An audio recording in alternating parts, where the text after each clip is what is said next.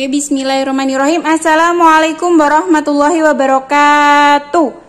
Selamat pagi anak-anak, selamat berjumpa kembali di pembelajaran matematika pada pagi hari ini.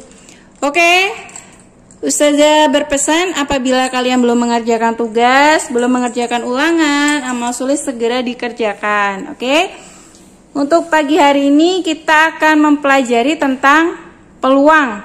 Nah, kompetensi dasarnya yang harus kita pahami yaitu menjelaskan peluang empiris dan teoritis suatu kejadian dari suatu percobaan. Kemudian yang kedua, menyelesaikan masalah yang berkaitan dengan peluang empiris dan teoritis sesuatu kejadian dari suatu percobaan. Jadi kalian akan mempelajari peluang pada pagi hari ini. Oke, jadi ini bab terakhir kita di kelas 8 semester genap ini. Jadi kalian siapkan diri sebaik mungkin.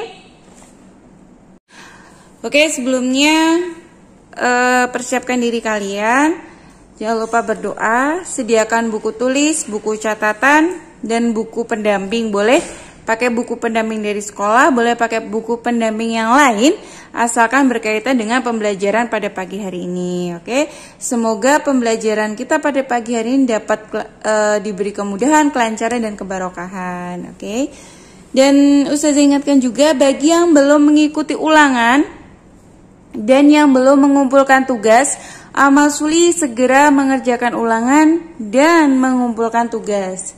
Jadi insya Allah tanggal 2 Juni 2021 kita akan melaksanakan PAT, penilaian akhir tahun, yang dimana nilainya nanti olahan dari nilai PTS, PAT, ulangan harian, sama tugas.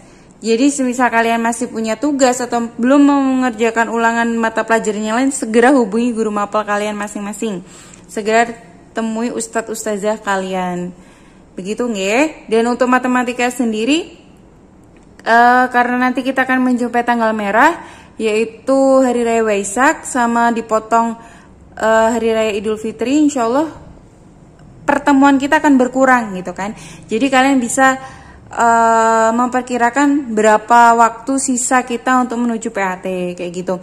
Semisal ulangannya sudah mengerjakan semua, nanti akan ada pembahasan soal ulangan di YouTube yang lain gitu kan. Jadi YouTube sekolahan ini khusus untuk kegiatan selama pembelajaran di sekolahan atau daring sekolah. Nah, untuk menghemat atau mencari waktu yang lain, Ustazah akan menge-share link ke wali kelas kalian, yaitu link pembahasan di YouTube yang lain selain YouTube SMP kayak gitu ya. Jadi nanti waktunya bisa fleksibel, Ustazah ngasih linknya kayak gitu. Karena untuk di link sekolahan itu harus sesuai jadwalnya kayak gitu, nggih. Oke, hari ini kita akan membahas tentang peluang. Oke, peluang. Kalian sediakan buku kalian masing-masing. Jangan lupa pembelajaran pada pagi hari ini harus dicatat. Gitu nggih, harus dicatat. Dan ulangan yang kemarin itu flashback sedikit. Ulangan kemarin itu menyangkut beberapa kisi-kisi untuk di PAT. Jadi sebisa mungkin kalian manfaatkan sebaik mungkin dan ada gambaran sedikit. Oh, besok insya Allah soalnya kayak gini ya. Mungkin angkanya beda, cuman bentuk soalnya seperti itu. Oke. Untuk peluang kalian bisa tulis di buku catatan kalian.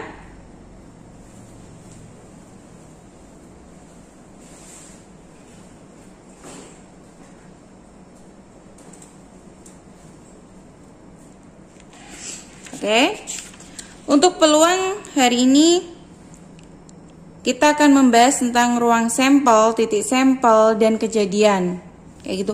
Ruang sampelnya itu apa sih? Titik sampelnya itu apa? Dan kejadiannya itu apa gitu. Sebelumnya Ustazah jelaskan tentang percobaan. Nah, di sini percobaan adalah usaha yang dilakukan untuk memunculkan kejadian yang diinginkan. Percobaan adalah usaha yang dilakukan untuk memunculkan kejadian yang diinginkan. Contohnya semisal kita belum ke ruang sampel dulu ya, ke percobaan. Misalnya kita mau melakukan percobaan air teh 2 sendok gitu kan. Misalnya manis enggak gitu, sudah manis atau belum ketika air teh itu diisi 2 sendok. Berarti kalau kita pengen tahu manis atau enggak, berarti kita harus melakukan percobaan, melakukan usaha untuk memunculkan kejadian yang kita inginkan kan kayak gitu. Usahanya dengan melakukan percobaan, menyediakan air panas, diisi teh, kemudian dikasih gula 2 sendok, kemudian kita aduk dan kita rasakan. Nah, kemungkinan akan muncul 2 hal.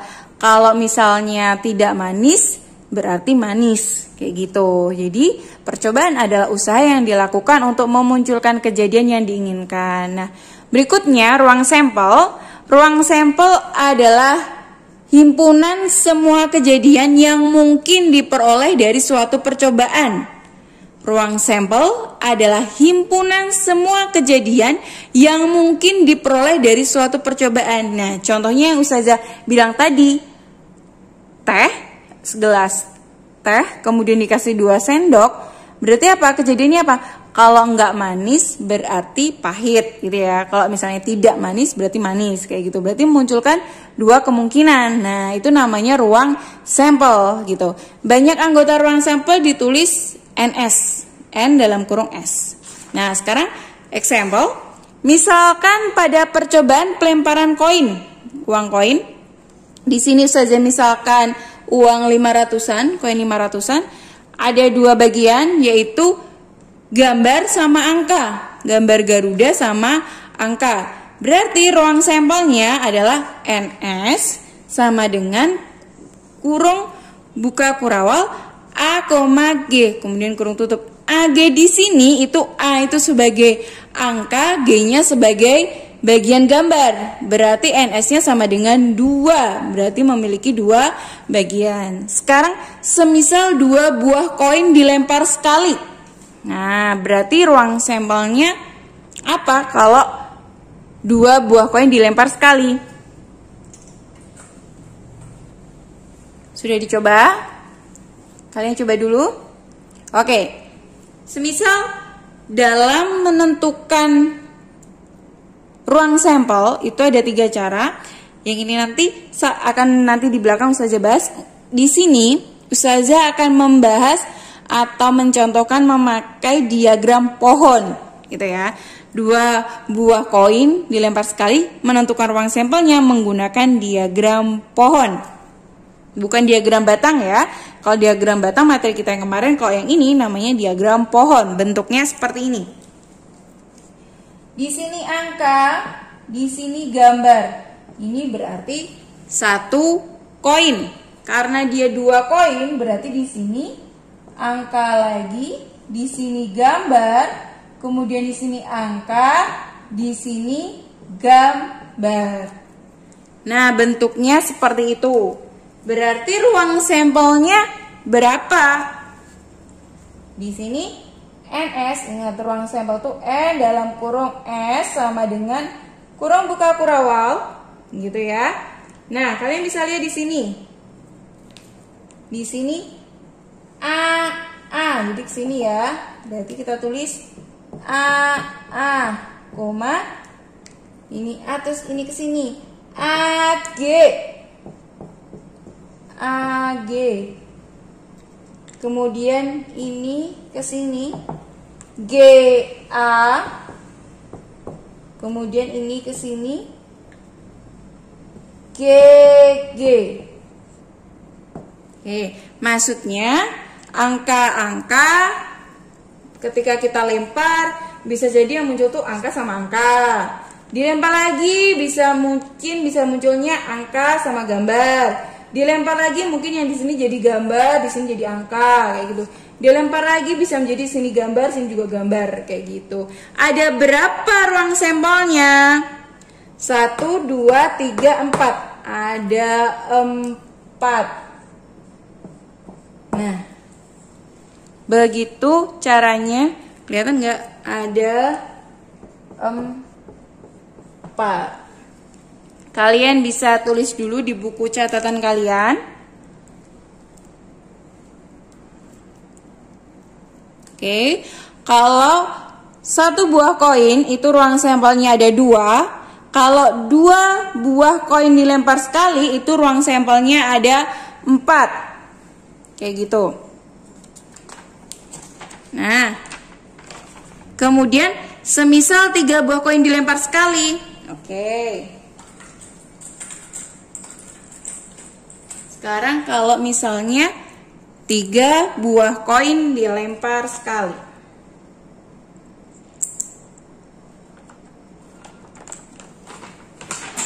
Oke. Soalnya seperti itu, 3 buah koin dilempar sekali.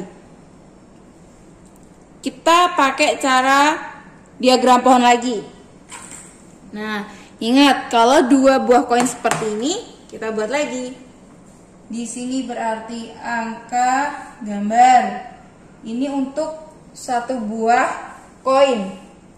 Kalau 2 buah koin berarti di sini angka gambar, angka gambar. Kemudian karena ini baru 2 koin, karena permintaannya 3 buah koin, berarti dibuat lagi angka gambar, angka gambar, angka gambar, angka gambar. Oke. Sudah? Nah, di sini kita menentukan ruang sampelnya atau NS-nya. NS-nya sama dengan A. Berarti di sini A. Karena apa? Karena 3 buah koin. Kalau ini tadi kan bayangin kita 2 buah koin dilempar. Kalau 3 buah kita lempar, kita lihat, oh bisa jadi dalam koin itu muncul angka kayak gitu. Kemudian di sini AG, angka gambar. AGA, angka gambar, angka. Kemudian AGG, angka gambar. Kemudian KAA, gambar, angka. Kemudian KAG, gambar, angka, gambar. Kemudian KGA, gambar, angka. Yang terakhir GGG, gambar. Kita hitung jumlahnya ada berapa? NS-nya 1, 2, 3, 4, 5, 6, 7, 8. Berarti kalau 3 buah koin dilempar sekali, itu ruang sampelnya ada 8. Jadi diingat-ingat ya, kalau 1 buah koin itu ruang sampelnya ada 2, 2 buah koin ruang sampelnya ada 4, kalau 3 buah koin ruang sampelnya ada 8. Oke, kalau misalnya saya pengen ngecek bener atau enggaknya, ada cara cepatnya. Seperti ini.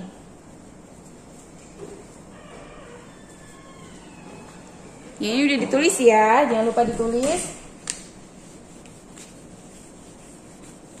Oke. Semisal di sini 1 buah koin. Tadi ruang sampelnya ada berapa? 2. Oke, 1 buah koin ruang sampelnya 2. Kalau 2 buah koin, ingat, karena di sini itu 1, di sini pangkat 1, 2 pangkat 1, 2. Kalau 2 buah koin, 2-nya selalu. Kenapa? Karena koin itu ada 2 bagian, jadi yang selalu kita gunakan 2 itu. Karena di sini ada pertanyaannya 2 buah koin, pangkatnya ini diganti 2. Berarti 2 kali 2, 4. Kemudian kalau 3 buah koin atau uang logam, berarti 2 pangkat 3. 2 kali 2, 4. 4 kali 2, 8. Benar tidak? Benar. Gitu nggih. Itu kalau mau mencari cara pakai cara cepatnya kayak gitu buat ngecek. Oke, bisa ditulis.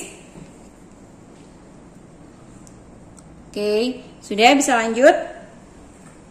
Oke, selanjutnya percobaan pelemparan dadu. Percobaan pelemparan dadu. Nah, ini semisal bentuk dadunya seperti ini. Sebuah dadu dilempar sekali. Sebuah dadu dilempar sekali. Sebelumnya Ustazah nanya dulu. Dadu itu ada kan ada mata-matanya kayak gini. Itu ada berapa aja gitu? Ada berapa bagian? Ada 6 bagian. Oke. Ada 6 bagian. Bagian depan, belakang, samping kanan, samping kiri, atas, dan bawah. Berarti ada 6. Berarti ruang sampelnya atau NS-nya untuk satu buah dadu itu 1, 2, 3, 4, 5, 6. Totalnya ada 6. Oke. Jadi untuk ruang sampel sebuah dadu itu ada 6. Ingat, ini untuk sebuah dadu. Kemudian pertanyaan berikutnya, 2 buah dadu dilempar sekali. Yuk kalian coba. 2 buah dadu dilempar sekali.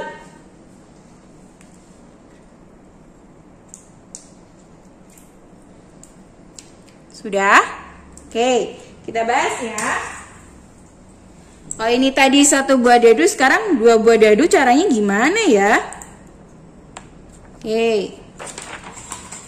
Nah, bagian yang sini Ustazah misalkan dadu yang pertama, karena ada 2 dadu. Yang bagian sini ini dadu yang kedua. Nah, caranya kita buat itu dadu pertama, misalnya sebuah dadu dilempar. Kemungkinan yang muncul mata dadu 1 dan mata dadu 1. Dilempar muncul 1 mata dadu, 1 mata dadu. Bisa jadi 1 dan 2. Muncul mata dadu 1 dan muncul mata dadu 2. Bentuknya kayak mata gitu loh. Kayak gini. 2, 3, 6, 1, 5, 4 kayak gitu. Nah, di sini 1 sama 3. Kemungkinan muncul mata dadu 1 dan 3. Kemudian kemungkinan muncul mata dadu 1 dan 4, mata dadu 1 dan 5, mata dadu 1 dan 6. Kemudian mata dadu 2 dan 1, mata dadu 2 dan 2, 2 dan 3, 2 dan 4, 2 dan 5, 2 dan 6, lanjut 3 dan 1, 3 dan 2, 3 dan 3, 3 dan 4, 3 dan 5, 3 dan 6. Berikutnya 4 dan 1, 4 dan 2, 4 dan 3, 4 dan 4, 4 dan 5, 4 dan 6. Oke, kemudian sampai 6,6 atau titik mata dadu 6 bertemu mata dadu 6. Berarti ruang sampelnya berapa? Oke. Ruang sampelnya berarti sekarang kita hitung. Ada 1, 2, 3, 4, 5, 6, 7, 8, 9, 10, 11, 12, 13, 14, 15, 16, 17, 18, 19, 20, 21, 22, 23, 24, 25, 26, 27, 28, 29, 30, 31, 32, 33, 34, 35, 36. Berarti ruang sampel mata dadu 2 dadu yang dilempar sekali itu ada 36. Berarti nulisnya NS kurung buka kita 1,1 1,2 ini 2 ya. 1,3 dan seterusnya sampai 6,6. 6. Totalnya ada 36. Ini untuk 2 dadu yang dilempar sekali. Kayak gitu ya. Sama kayak yang koin tadi. Ini di sini. Nah. Berarti kalau di sini 1 buah dadu. Berarti ruang sampelnya berapa? 6. Berarti di sini ada 1, maka 6 pangkat 1. Maka 6. Kalau 2 buah dadu, berarti 6. Jangan kebalik, jangan sini 2-nya. 6 pangkat 2. Jadi 6 ini dadunya, 2 ini yang diminta. Berarti 6 kali 6, 36. Sama tidak? Sekarang 36. Kalau 3 buah dadu,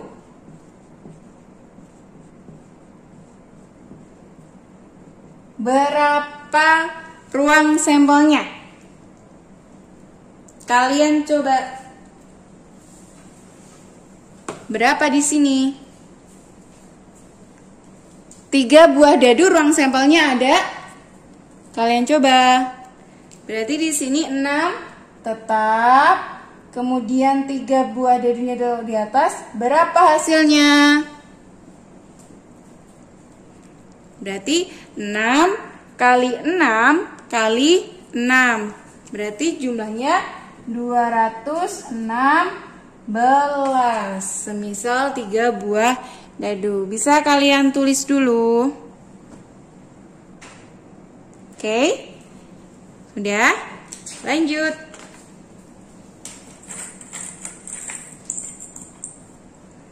Oke.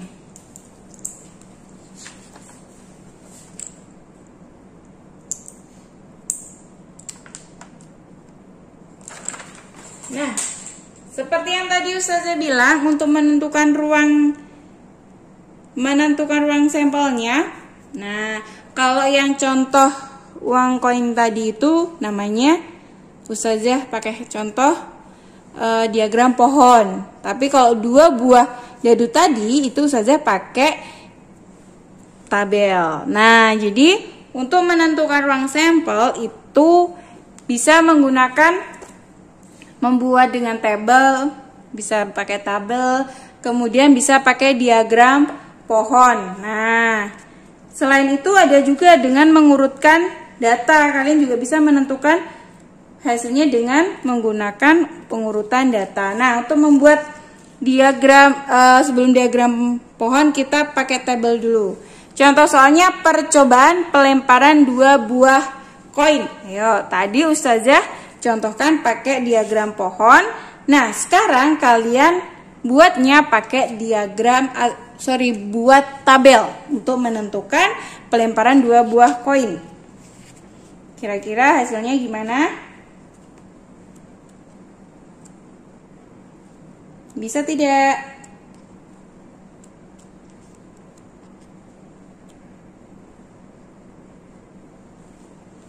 Oke.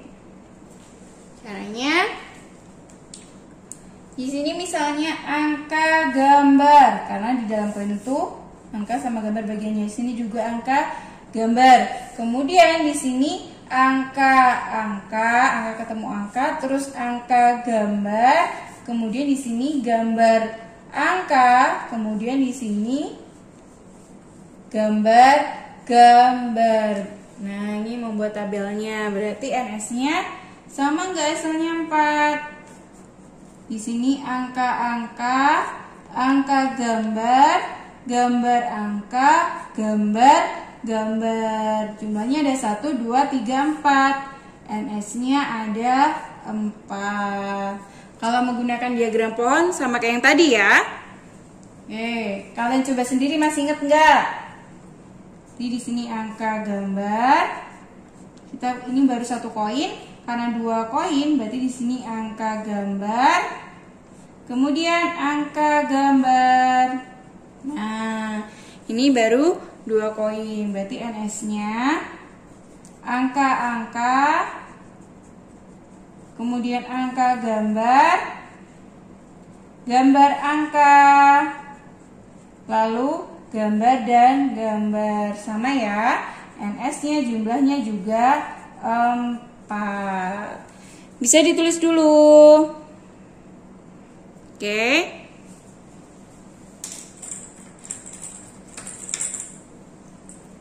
Kalau sudah, kita lanjut. Ini untuk menentukan ruang sampelnya ya.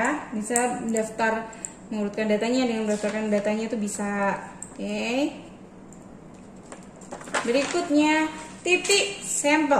Nah, titik sampel adalah semua anggota dari ruang sampel. Nah, berarti dalam ruang sampel tadi itu titik sampelnya. Nah, kalau ini example, titik sampel dari pelemparan sebuah koin adalah angka gambar. Nah, itu namanya titik sampel.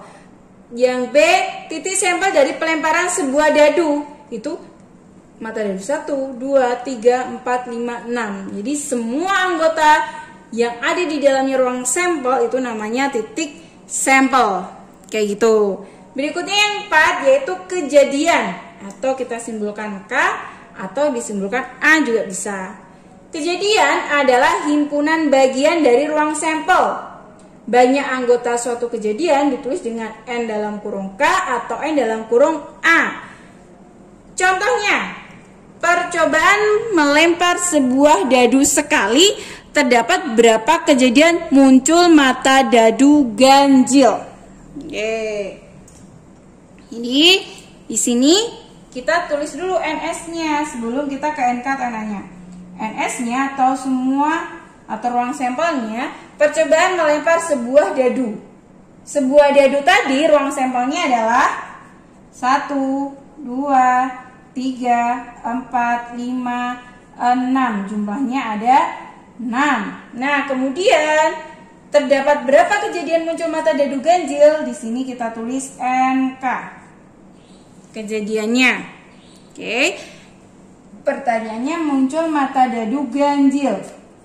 Apakah 1 ganjil? Ya. 1. 2, tidak. 3, ya. 4, tidak.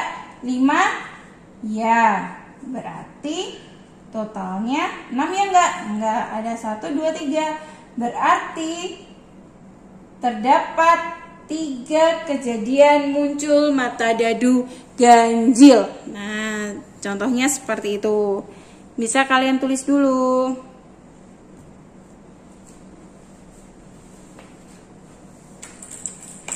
Oke, lanjut ya.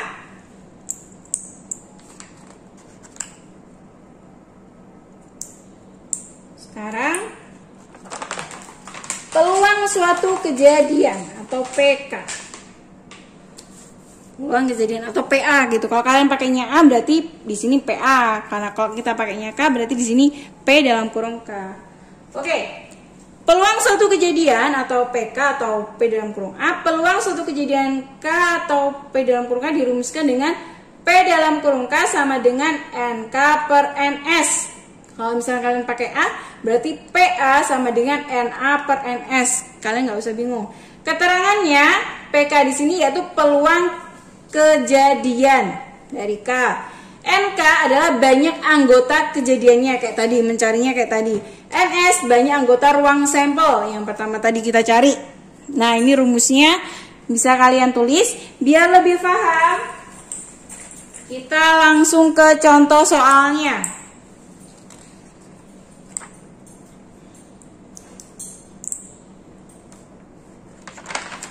Nah, ini contoh soalnya. Sebuah dadu dilempar undi sekali. Berarti lemparnya acak ya. Peluang muncul angka prima genap adalah Oke. Jadi cara menentukannya kita tulis dulu ruang sampelnya atau ya semua yang ada di dalamnya. Berarti NS sama dengan dadu, sebuah dadu. Di sini ada keterangan sebuah dadu. Berarti 1, 2, 3, 4, 5, 6. Berarti ada 6. Kemudian NK-nya itu muncul angka prima genap. Nah, angka prima itu apa sih? Atau berapa aja sih gitu ya? Jadi, angka prima dimulai dari angka berapa? Ayo, kira-kira angka prima itu dimulai dari angka berapa? Angka 2. Kemudian, kalau dibagi dia sisa 1. 3 dibagi 2 sisa 1 enggak? Iya, berarti 3. 4? Enggak. 4 dibagi 2 dia enggak bersisa. 5? Ya, dia sisa 1. 6? Enggak bersisa. 7? Ya. 8? 8 bagi 2 4. 8 bagi 4 2, enggak sisa. 9? 9 enggak, karena 9 dibagi 3 dia enggak punya sisa. 10 dia juga enggak punya sisa. Kemudian 11, 12 dia nggak punya sisa. Kemudian 13 dan seterusnya, gitu ya. Karena di sini angka kita cuma 6, berarti cuma sampai sini. Tapi ingat, yang dimintanya apa kejadiannya? Peluang muncul angka prima genap. Oke. 1, ya enggak, karena dia bukan termasuk prima. Angka 2. Iya, dia angka prima. 3, iya. 4, tidak. 5, iya. 6, tidak. Di sini ada berapa angka prima? Ada angka 2, 3, sama 5. Tapi yang diminta angka prima genap, berarti cuma angka 2. Berarti NK-nya adalah 2. Atau nilainya cuma ada 1 aja. Berarti PK atau peluang kejadiannya, rumusnya ditulis ya, NK per NS, NK-nya 1, NS-nya 6, berarti 1 per 6. Masih bisa dibagi atau disederhanakan nggak? Nggak bisa, cuma sampai di sini, berarti jawabannya adalah D. Kayak gitu. Oke, bisa kalian tulis di buku catatan kalian. Oke, cukup sekian yang bisa Ustazah sampaikan. Jadi kalian pelajari benar-benar hari ini. Dan yang belum mengerjakan tugas yang sebelum-sebelumnya bisa mengerjakan termasuk ulangannya. Bagi yang belum bisa segera mengerjakan, misalnya nggak tahu bisa nanya ke Ustazah. Oke, jangan lupa ditulis di buku catatan kalian ya. Cukup sekian yang bisa Ustazah sampaikan. Selamat menunaikan ibadah puasa. Semoga kita selalu dihindarkan dari wabah COVID dan yang lainnya. Oke, jaga kesehatan kalian. Salam-salam untuk keluarga. Cukup sekian, tetap jaga semangat kalian. Cukup sekian, billahi taufik walhidayah. Wassalamualaikum warahmatullahi wabarakatuh.